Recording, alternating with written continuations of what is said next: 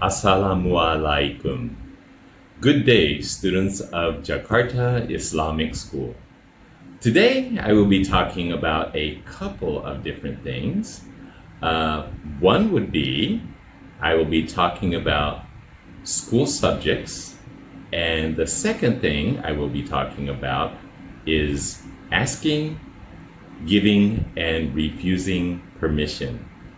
So let me start off with school subjects, which is my favorite part of this lesson. As Indonesian and American schools are a little different. One thing that I really liked about American schools is that in junior high and high school, we get to select what we call an elective. Sometimes there's a list of about 30 subjects to up to 100 different subjects in which we can select things that we like that may be used for our future occupation or job. For example, I kind of took the easy road, and for junior high school, I was able to select one elective, and I took an elective called bodybuilding and weightlifting. In my case, my junior high school was only for 2 years. So for 2 years, I took bodybuilding and weightlifting, and of course, I always got an easy 100 for my grade. But during high school, I got 2 electives, and I took bodybuilding and weightlifting for another 4 years in high school, but I took the Japanese language as my second elective for all 4 years. Now, I don't know if you know me too well, some students may, but I was actually born and raised in Japan when I was young. So Japanese and English are really both native to me. So nonetheless, I always made 100 all 4 years of my elective in the Japanese language. So my scores looked very good during the high school year also. Now, a little bit about why school subjects are important, and I would like to speak to you about that in English. Now, the first subject is history. Some people love history and some people don't. But why do we have to take history class? Now, the thing is, it helps us understand how things change and how we came to be today as people, right? Because the past causes what's happening now, the present, and it can also affect what happens in the future. So studying history is very important. I always also think that hopefully we learn from our history or our past mistakes. That way, we might not repeat our mistakes or change how we do things, so the outcome is a lot better for us in the future. So that's why history is very important. Now, math. Some people don't like math. I used to actually love math, actually.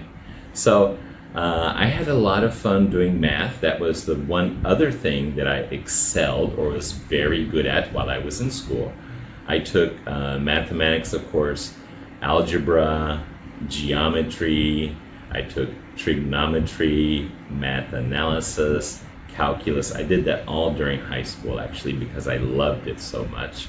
And one of the teachers actually helped me out and progress through the classes.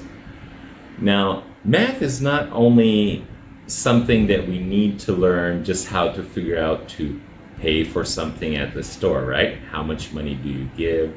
How much money do you need in change? You can use it for calculations. For example, if you're a pilot and your instruments unfortunately fail, you might have to do calculations all in your head, right? But it helps us in problem solving. It tells us how things should go from A to B, solving one thing after another to get the final answer. So mathematics is also very important, right? If you're cooking, you may need it for measurements to measure how many milliliters of milk you may use in something, how many grams of salt or sugar you should put in something. So mathematics is another very important subject. Next, moving on, is the subject of science. Yes, I love technology, and of course, science class helps us, in technology, right? That's part of technology. But it helps us understand the world around us, from nature, the atoms, and up to things such as technology, right? I really love science and love technology. Of course, I love outer space, right? So science was a very interesting class for me. Later, they break it down, and we may do something like biology or something else. But it starts out learning science first, right? And of course, the subject of PE. Some people don't like PE, right? But PE is very important for our physical well-being, right? Keep us healthy, keep us active, teaches us a little bit about your body, and it depends what classes you have in PE. Now, the last class is I'm going to talk about something a little bit different, because most classes, like in America, we take English. And in Indonesia, you take Bahasa Indonesian class to help you understand your own language sometimes. If you go to other foreign countries, you have to learn, if it's a difficult language to write, like China and Japan, you have to actually learn how to write the characters. For example, in Japan, where I was from originally, even though my parents are from Texas, generally Japanese students learn how to write kanji characters, right? They learn that from the time they're in elementary school all the way through university to learn all the alphabet, right, that they use. But the one thing I would like to talk about in that is you are learning, for example, the English language. Now, foreign language is very important because it teaches us kind of like respect for other people's cultures, respect for other people themselves, and it can help us understand the relation between their language and who they are, right? A lot of times people say language can create the type of person you are, and it's a very important subject that you learn foreign languages, as it helps you understand other people from other cultures. It helps you give you a view of the world, actually, if you learn another language, not just your own culture, but kind of understand how Americans think sometimes by listening to their words, watching their movies, listening to their music, and etc., right? So all school subjects combined together are very, very important, because they help you as you get older progress from middle school, high school to university, and then go out and become a member of society to contribute, right? It's very important that you learn these subjects. So if you're not good at one subject, you can try to improve in the subject. So that's what we always aim for.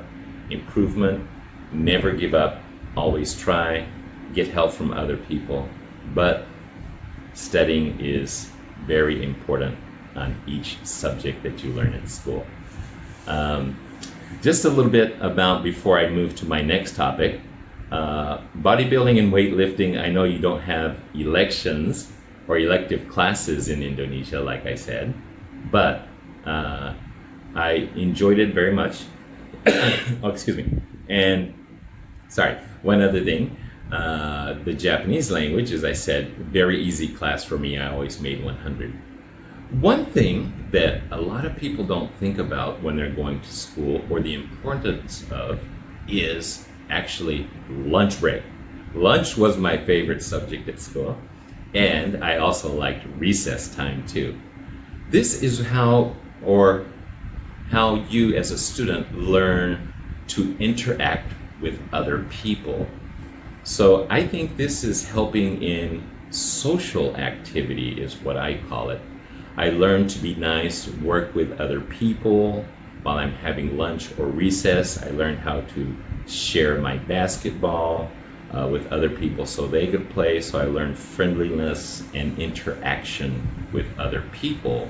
So I think lunch and recess is also very important at school, right? So that's a little bit I had about today for you on school subjects, which I enjoy very much. Now, just moving on, I'm going to talk a little bit about permissions, right? Asking, giving, and refusing permission. There is very many ways to say this in the English language, but I will give you the ones that we usually use in the English language. So very important to make sure that you ask, give, or may have to refuse permission to some people, right? Now, for example, in asking permission, I would use phrases like, can I, or could I, right? Can I go to the restroom, right? If you're in this classroom and need to go to the restroom. If you're talking to your friend, could I borrow 10,000 rupiah for lunch? I'm kind of short today, right? Something like that. And then you can say, is it okay if I leave early today because I'm not feeling well at school today? That's something that you might ask at school. Sometimes you also can say, do you mind if I borrow your pencil? Right? Sometimes your pencil breaks and your friend has brought a lot of pencils to school, right? So you can say, do you mind if, to ask permission. You can also say, would you mind if? There's different ways that we use that. And I've also used the phrase, I wonder if I could, something like that in a phrase, right? So that's kind of like the phrases that we use for asking for permission. Now, to give permission, for example, if somebody says, is it okay if I borrow your pencil, right? You can say, sure, go ahead, right? That's giving permission. Or you can just hand it to them and say, please. Please mean, yeah, go ahead, right? You can use just the word sure, or you could say, most people today a lot of times say, no problem, right? That means go ahead, there's no problem if you borrow it, right? Or you could just say, sure, I don't mind, right? I don't mind if you borrow the pencil from me, right? So those are some of the ways that you could give permission. And then in the refusing permission, now, for example, do you mind if I throw your baseball as far as I can? I just want to see how far I can throw it, right? But you live in a housing area, there's a street, but you don't know how good your friend throws the ball, right? So you could say, no, please don't, right? You don't want him to throw your ball as far as he can, because it may go through somebody's window and you might have to pay for that window, right? That's always a way to refuse. You can always use words like, for example, if I were to say, oh, can I borrow your motorcycle today? Mine's not working and I know you don't have work today or you don't need it. You can always say, I'm sorry, that's not possible. Actually, my bike is broken too, or something like that, right? I'm sorry, but that's not possible, right? Okay, you can also say, I'm afraid that's not possible, right? That's another way to say it. And then you can also use the words, unfortunately, I need to say no, right? Unfortunately, I need to say no. That's another way to kind of refuse. You can also say something like, I prefer you didn't do that, right? If somebody says, oh, I'm just gonna ride your bike for a minute, okay? You could say, I prefer you didn't do that, right? There's many examples, so I'm gonna go in depth and give you a little more examples on those three things of asking permission, giving permission and refusing permission in just a moment, okay? Now, just a little bit more on the topic of permissions. Now, in permissions, we have formal and polite requests, and then we have the less formal, right? But for example, if you were to say, like politely, would you mind if I were to drink my water in here? Like you're at somebody's house or you're in an office, right? Some places might not allow drinks to be brought in, so that would be a polite way to ask, right? Would you mind if I drink my water in here? Or do you mind if I drink my water in here? Yes, those are very polite ways to say that. You can also use the words it's possible. For example, would it be possible for me to bring my own computer to class? Right? Some schools in America, like for my daughter's school, they gave her, what was it called, a Mac Pro, a MacBook that the school gave to all of its students, and they would have to take it home and bring it to school all the time. But we would have to pay for insurance, right, to protect it in case it's broken. But some students preferred to bring their own so they wouldn't be responsible for the laptop, or parents were like that, right? So you could use the words, would it be possible, right, for me to bring my laptop, right? That would be something that you could do. Now, if you want to use something that's less formal, right, something that you're not doing with a person that's your boss or something, or your teacher at school, you can like ask permission to your mother, right? For example, you want to go to a party or something with your friends, you could say, please mom, may I go to my friend's party next Saturday, right? You can always say may I, right? That's a good way to say it. She can approve or disapprove of that, right? If she's to approve that or give you permission, she could say, yes, you may go to your friend's party, provided you leave when I go to pick you up there, right? You can't say, oh, no, mom, when she's there to pick you up. Say, oh, come on, one more hour. Can I stay another hour or something like that, right? You can also say something like, like at school, your teacher gives you a project that you have to work in groups or something like that, right? Sometimes you might ask the teacher formally or informally. You could say something like, could I please work on that project with the other group, right? Yeah, ask permission, could I please, right? That would be a good way to ask permission.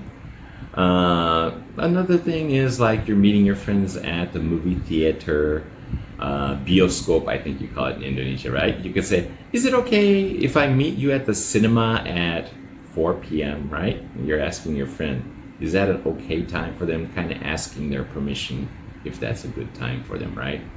That's one thing you can usually do. As I said,